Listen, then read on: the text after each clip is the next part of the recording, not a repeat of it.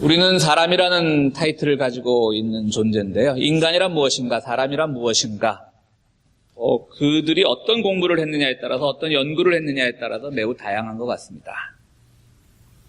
진화론자들에 따르면 우리는 진화가 완성된 존재, 진화의 그 고리에서 가장 우수한 존재라고도 말할 수 있겠고요. 그런 점에서 사람을 만물의 영장이라고 부르기도 하고, 또 파스칼 같은 철학자는 생각하는 갈대라고 부르기도 합니다. 여러 가지 인간을 부르는 많은 이름들이 있습니다. 최근에 그 미국의 유명한 사회학자, 영국 런던 정경대학의 교수로 지냈던 존 그레이라고 하는 분은요, 사회학자인데 이분은 최근에 우리에게 소개된 책을 통해서 책의 제목이 뭐냐면 하찮은 인간입니다. 하찮은 인간. 그래서 우리가 이 지성을 가진 인간은 호모 사피엔스라고 하듯이 하찮은 인간을 호모 라피엔스라고 부르면서요, 많은 진화론자들이 그 사람을 그래도 동물보다 낮게 여기는데 사람이란 건 별거 아니다, 하찮다. 어떻게 보면 진화론자들보다 더 과격하게 사람의 가치를 무시하는 그런 책을 썼습니다. 사람은 아무것도 아니라고 하는 겁니다. 이 책의 원제목은 우리말로는 하찮은 인간으로 번역이 되었지만 원제목은 스트로독스입니다. 그러니까 지프로 만든 개라는 뜻인데요. 동양의 유명한 철학자였던 노자가 쓴 도덕경에 보면 천지, 동양의 사고로 보면 천지는 신과 같은 존재겠죠. 천지는 전혀 어질지 않아서 사람을 마치 지프로 만든 개, 한자어로 하면 추구라고 하는데요, 추구로 여길 뿐이다. 사람이란 존재가 별거 아니다. 이 존 그레이는 도덕경에서 그 얘기를 따와서 원제목을 그렇게 지었는데요, 우리말로는 하찮은 인간이라고 번역되었습니다. 그렇습니다. 참 우리는 하찮은 인간입니다. 심지어는 이분처럼 우리는 동물보다도 하나도 나을 것이 없는 그런 존재라고 그렇게 좀 서글퍼질 수 있는 그런 말을 우리에게 하고 있습니다. 자, 이건 교회 밖의 이야기입니다. 그러면 우리 기독교 공동체 안에서, 기독교 전통 안에서 인간이란 무엇일까? 사람이란 무엇일까? 사실은 크게 다르지 않습니다. 우리는 매우 존귀한 존재라고 생각하고 살아가지만, 우리가 특별히 장로교 전통에 있을 때는 칼빈의 교리를 매우 소중하게 여기는데요, 칼빈의 교리에 따르면 인간은 전적으로 타락한 존재입니다. 전적 타락이란 존재는 뭐냐면 우리 안에 조금도 선한 요소가 없기 때문에 하나님을 알 수 있는 능력도 없는데, 하나님이 우리에게 은혜를 주셔서 우리가 그나마 하나님을 알 수 있다. 완전히 죄인 중에 죄인이고 전적으로 타락한 존재다라고 하는 것이 칼빈의 기독교 강요 중에 아주 핵심입니다. 그렇게 하십니까? 칼빈의 얘기가 전적 타락 존재. 할 수 없습니다. 우리 장로교라는 타이틀을 가지고 살아가면 그거 싫거나 좋거나 고백해야 됩니다. 전적으로 타락한 존재라고 하는 것. 물론 그들이 주장하는 건 다르지만 인간이라고 하는 존재가 참 하찮은 존재고 전적으로 타락한 존재라고 하는 것에 대해서는 기독교 전통 안에서나 또는 사회 전통 안에서나 진화론적 생물학 전통 안에서나 다 마찬가지인 것 같습니다. 참 그런 점에서 인간은 더욱더 규정하기가 어려운 그런 존재면 틀림없습니다. 최근에 미국에서 노아 영화가 개봉이 되어서 이것이 기독교 영화냐 아니냐, 기독교인들에게 덕이 되는 영화냐 아니냐라고 해서 많은 논란들이 있는데요. 제가 어느 인터넷 매체에다가 리뷰를 써서 그걸 우리 교우들에게 다 돌렸더니 오늘 아침부터 또 혼났습니다. 왜 당신들은 그렇게 어렵냐, 좀 영화를 쉽게 보고 쉽게 쓰지 이렇게 어렵냐라고 혼났는데요. 그 노아라는 영화는 오늘 또 우리 길동모연들 제가 알기로는 가시는 걸로 알고 있는데 너무 어렵게 써서 죄송합니다. 얘기는 간단합니다. 이 영화가 말해주고 싶은 거는요, 인간에게는 인간이 스스로 자기의 잘못을 뉘우치고 개과천선할 능력이 인간에게 있느냐 없느냐라는 게 영화의 주제입니다. 노아에서는 없다라고 보는 겁니다. 모든 인간에게도 없다라고 보는 겁니다. 성경에서는 노아를 하나님께서 온 인류를 멸망시킬 때 노아를 의인이라고 생각해서 구원했지만 이 영화 감독은 그렇게 보지 않고 노아는 의인도 아니고 아무것도 아니고 그냥 하나님의 그 세계 멸망 계획을 충실하게 잘 수행할 수 있는 책임 있는 존재라는 것으로 영화는 평가를 하고 있는 거죠. 그래서 영화의 그 유명한 그 광고, 이 홍보 티켓, 이 홍보 사진 하나, 스틸 사진을 하나 보면요, 노아 역을 맡은 그 러셀 크로라는 배우가 흥분을 하고 뒤에서는 또 많은 그 사람들이 홍수가 밀려오니까 그 방주에 올려타려고 흥분하는 모습을 보이는데요. 그 사진이 상징하는 바는 매우 큽니다. 오늘 준비를 하려다 제가 미처 준비를 못했는데, 뭐냐면 노아라고 하는 존재가 우리가 흔히 생각하면 노아는 이쪽에 있고 악인들은 이쪽에 있고 그렇게 마주서는 그런 연출 구도를 감독이 택한 것이 아니라 한쪽은 선이고 한쪽은 악이 아니고 그 사진만 보면 이 노아를 쫓는 장면이거든요, 사람들이. 그런데 악한 표정은 노아나 쫓는 사람이나 크게 별반 다를 바가 없습니다. 감독이 말하고 싶었던 것은 노아 역시 똑같은 인간이다. 그냥 하나님이 그냥 이 계획을 실행하기 위해서 한 사람을 택했을 뿐이다라고 하는 것. 그걸 아시고 보면 조금 영화가 좀 불쾌한 부분이 많이 있는데요. 그 불쾌함이 조금은 상쇄되리라고 생각이 됩니다. 이 영화의 주제도 마찬가지겠죠. 인간은 하찮은 존재라는 겁니다. 인간은 스스로는 구원할 수 없다라고 하는 것이죠. 스스로는 문명의 진보도 이룰 수가 없고 그 진보라는 것도 따지고 보면 모든 사람들에게 일부분만 그 진보의 혜택을 누릴 뿐 많은 사람들에게는 비극이 되었다. 그러므로 하나님만이 개입해서 폭력적으로라도 세상을 개편해야 된다라고 하는 것이 영화의 주제이고요. 어찌 보면 오늘 우리가 인간이란 무엇인가라고 할 때 그 맥락과도 상통하는 것 같습니다. 그렇습니다. 우리는 하찮은 존재입니다. 누가 말을 했든 간에 우리는 참 별 볼 일 없는 존재입니다. 그런데 하나님께서 우리를 그리스도의 죽음이라고 하는 놀라운 은혜의 사건을 통해서 하찮은 우리를 구원하시고 우리에게 새로운 가치관과 새로운 세계관을 주었다고 합니다.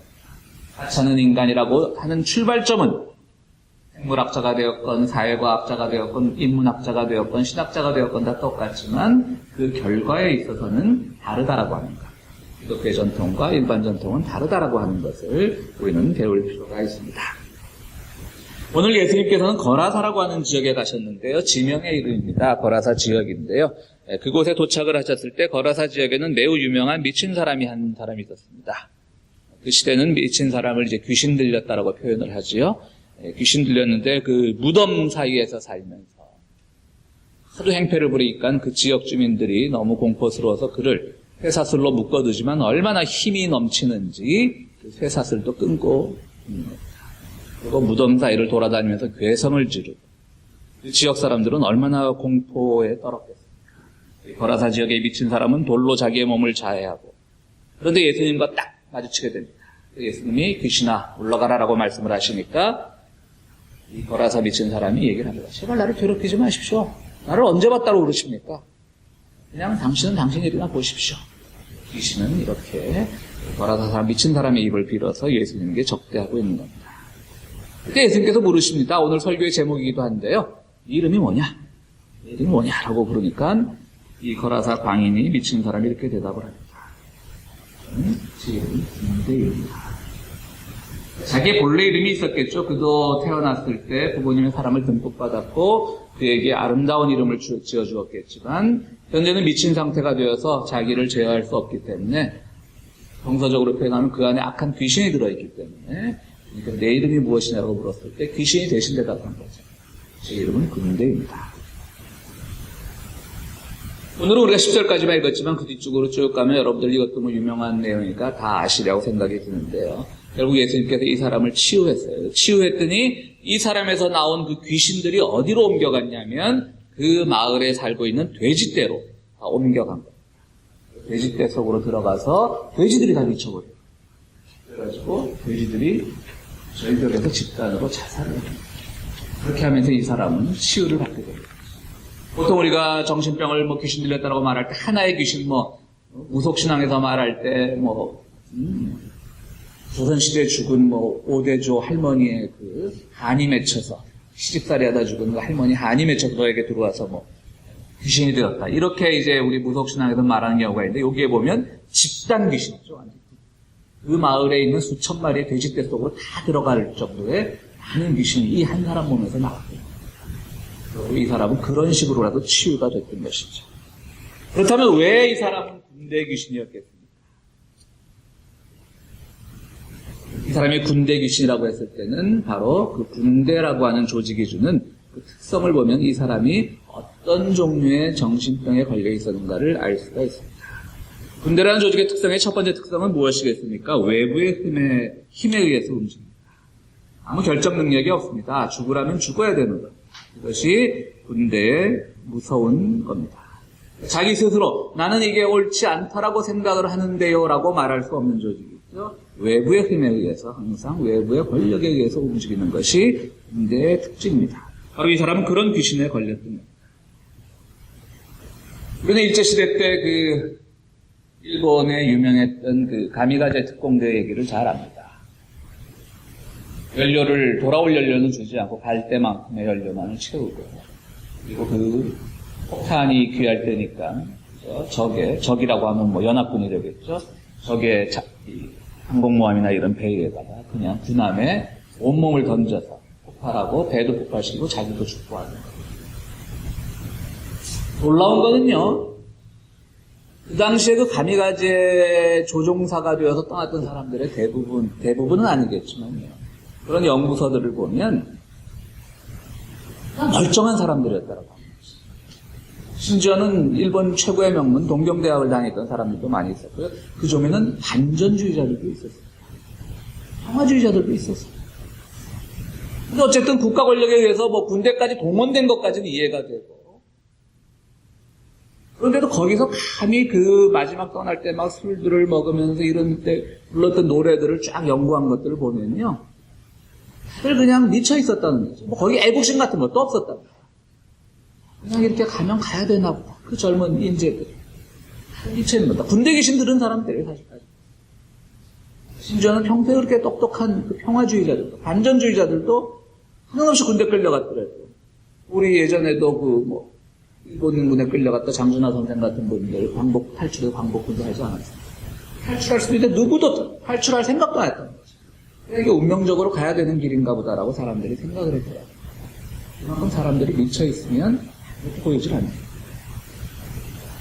심지어는 요즘 슬픈 소식은 바로 일본이 그 가미가제 특공대를 유네스코 세계문화유산에 등재시키려고 하지 않습니까? 일본이 파멸하겠다는 얘기죠. 군대 귀신을 이제 문화재로 선택했다는 얘기입니다. 그렇습니다. 우리는 하찮은 인간이기 때문에 외부의 유행, 외부의 권력, 외부의 모든 것들에 민감합니다.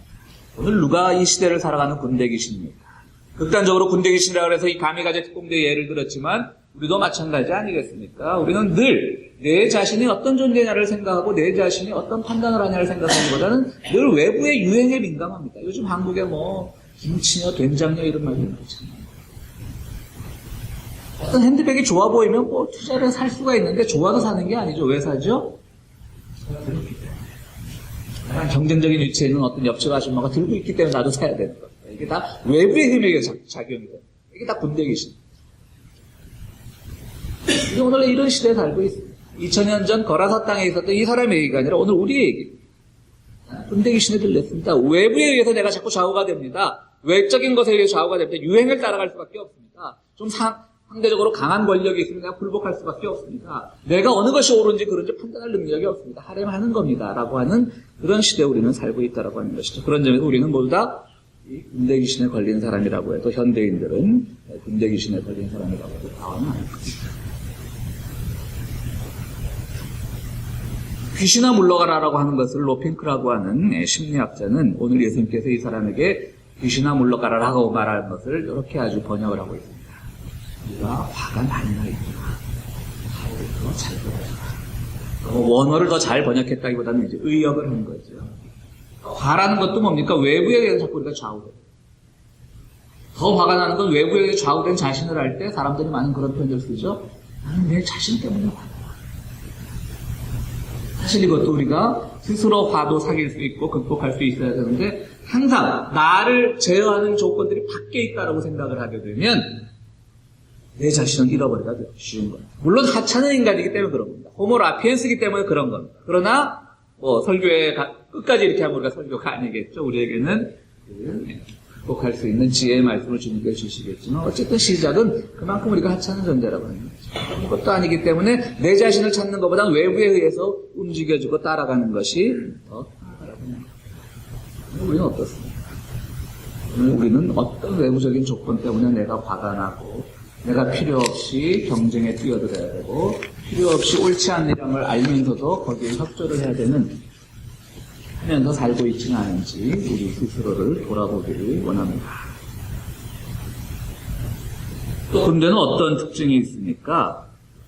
군대는 항상 숫자를 자랑하는 군대를 가지고 군대를 가지고 있습니다.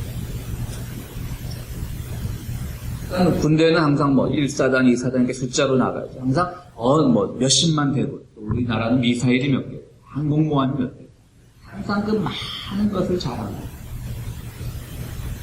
왜 이 지역에서 돼지떼가 많았냐? 이 거라사 지역이라고 해도 히브리 땅이에요. 이스라엘 땅이에요. 우리가 잘 알다시피 이스라엘 사람들은 돼지고기를 먹지 않습니다. 히브리 레위기 율법에 따라서.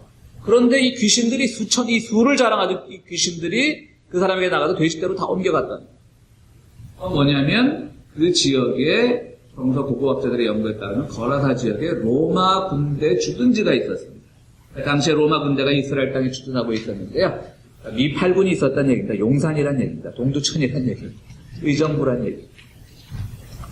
또 어떤 사람들이 있게 되겠어요? 군납을 하는 사람들이 있는 것이죠. 그렇게 율법 지키기를 실천했던 사람들조차도 군대에 납품을 함으로써 돈이라고 하는 그 숫자에 노예가 되니까 율법이고 뭐고 없이 그냥 로마 부대에 납품하기 위해서 양돈업자가 되는 거예요. 이스라엘에서. 내가 얼마나 많은 것을 가지고 있고 그 숫자를 자랑하는 게 군대 조직이고요. 그 숫자에 매몰됐던 귀신이 바로 이 거라사지의 귀신이에요. 그래서 주님께서는 그 귀신이 얼마나 덧없는 귀신이라는 걸 알기 위해서, 보여주기 위해서 돼지떼로 다 옮겨가게 했던 거죠. 율법을 어겨가면서까지 로마 군대에 돼지고기를 납품해서 돈을 벌기 위해 했던 그런 문화가 바로 미쳐있는 이 문화고, 이것은 이 사람에게만 해당되는 것이 아니라 이 지역 사람 모두에게 해당되는 것이라고 예수님께서는 말씀하고 계십니다. 이것 역시 2000년 전 거라사 땅에만 관계된 말씀은 아니겠죠. 우리 역시 마찬가지입니다. 우리가 자랑할 게 뭐 있습니까? 숫자 가지고 우리 참 많이 자랑합니다. 사람들은 자기의 연봉을 가지고 자랑하고, 자기의 집의 평수를 가지고 자랑하고, 자기가 타고 다니는 차의 배기량을 가지고 자랑합니다. 군대라는 것이 이렇게 숫자로 자랑하는 조직이고요.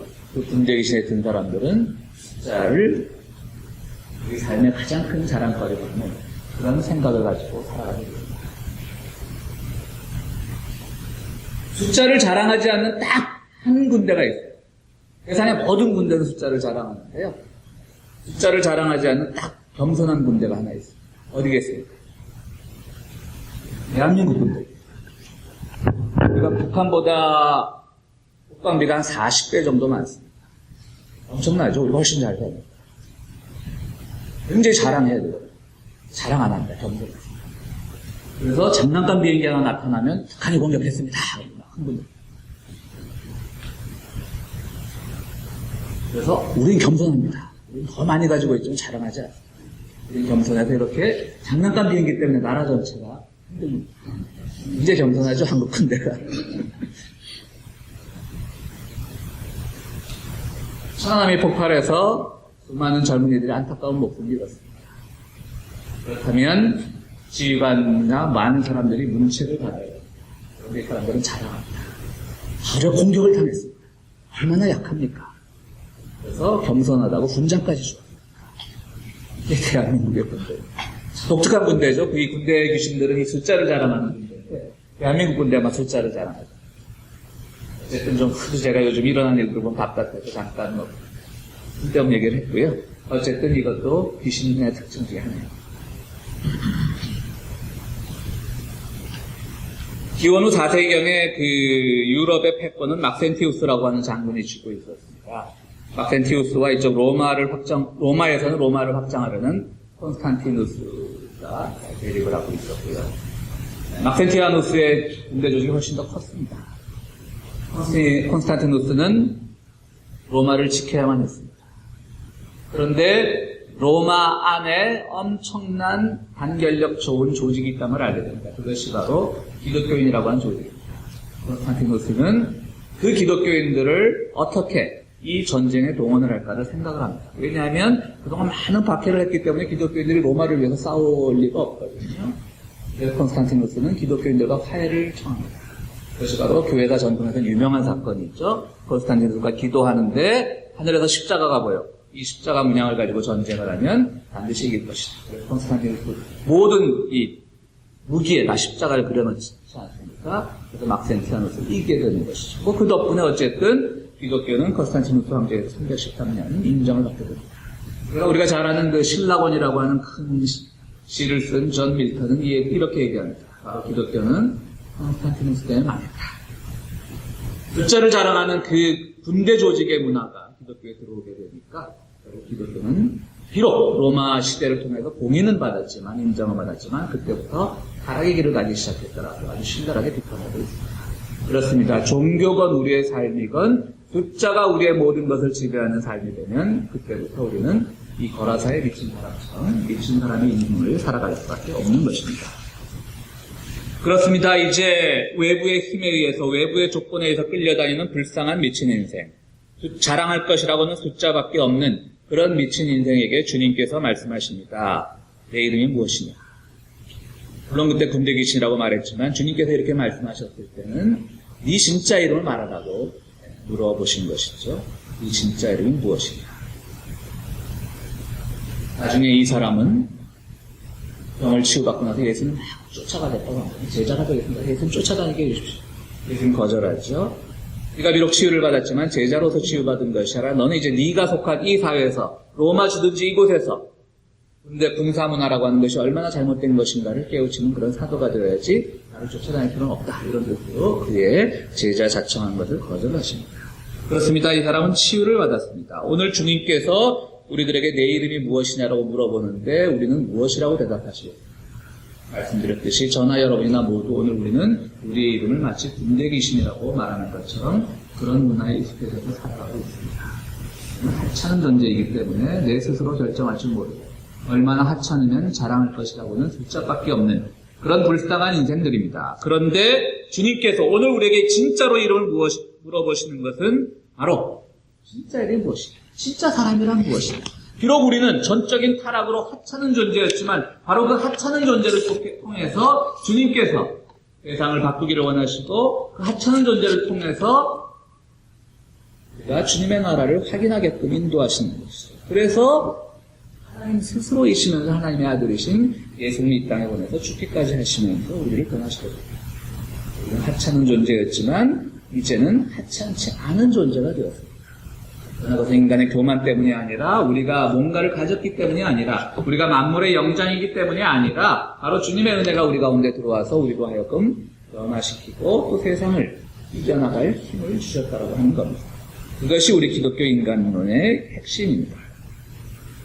요즘 미국이건 한국이건 직장 잡기가 힘드니까 많은 사람들이 이제 젊은이들이 참 어려워하죠. 어느 조사를 보니까 그 인터뷰, 이제 취업 인터뷰를 할 때 가장 자존심 상하는 말이 뭐냐면 이제 뭔가를 회사 방침이나 이런 걸 좀 물어볼 거 아니에요? 그러면은 이 인터뷰를 하는 그 사측의 사람들이 하는 그 태도에서 가장 본다는 거죠. 아니어도 쓸 사람 많아. 젊은 사람들 말고 너 정도 스펙 가진 사람들 길거리에 세고 셌어. 라고 할 때 그 인터뷰를 받은 사람들은 굉장히 모멸감을 느낀다. 오늘 어떻게 보면 우리 같은 사람 세상에 세고 셌습니다. 그런데 주님은 우리 같은 사람 세고 셌어가 아니라 아니면 안 돼라고 우리를 뜻입니다. 나를 좀 도와줘. 너도 하찮은 사람이었지만 그러나 이 죄악에 물든 세상에서 이 세상을 주님의 뜻으로 변화시킬 수 있도록 아니면 안 되겠다. 좀 도와줘. 네 이름은 뭐니? 라고 우리에게 물으십니다. 근데 우리는 철없이 군대 귀신인데요? 자랑하던 별거 없는데 군대 귀신. 원래 우리 이름을 찾으라고 하는 것이죠. 원래는 하찮은 인간이었지만 주님 덕분에 하찮지 않은 인간이 되어서 그 하찮지 않은 어디다 쓸 것이냐. 이제는 주님께서 바라시는 세상의 모습으로 구워나가는 게 우리가 핵심적인 역할을 할 수 있도록 우리의 존재감을 던져보죠. 내가 잘나서가 아닙니다. 나에게 능력이 있어서가 아닙니다. 하지만 주님이 주신 사랑으로. 오늘 우리가 함께 교독했던 시편 교독문에서는 이렇게 얘기합니다. 주님께서는 그를 하나님보다 조금 못하게 지으시고 세상에 이제 그 다윗 시대 세계관은 여러 자신들이 있다고 믿었으니까요. 자신들에도 신들보다 역시 능력이 뛰어나다고, 인간보다 능력이 뛰어나다고 생각했을 거 아니에요. 신들보다 조금 못하게 지은 거. 오늘 조금 우리 견뎌 보려고 문제가 있어요. 신들보다 못하게 지으시고, 하나님보다 조금 못하게 하시고, 하나님보다 많이 못한 거죠. 신들보다 조금 못하게 하시고. 하찮은 존재지만 사실 능력상으로 보면 세상에 어떤 초월적인 힘을 가진 그런 신들과 비슷한 존재랍니다. 마음을 뛰어나니까 용기를 가지고 소망을 가지고 다 그만하지. 내가 너희에게 명한 모든 것들을 변화시켜 나갈 수 있는 그런 능력을 기도를 통해서 가지라고 합니다. 오늘 주님께서 여러분들에게 말씀하십니다. 여러분들 같은 사람은 세상에 널렸어 라고 말하는 것이 아니라 여러분이 아니면 안 돼 라고 세상을 위해서 책임질 수 있는 여러분들을 주님께서 찾고 계십니다. 가슴절, 이제 다음 주는 종려주의를 지내고요. 가슴절이라는 이름으로 오늘이 마지막 주일인데요.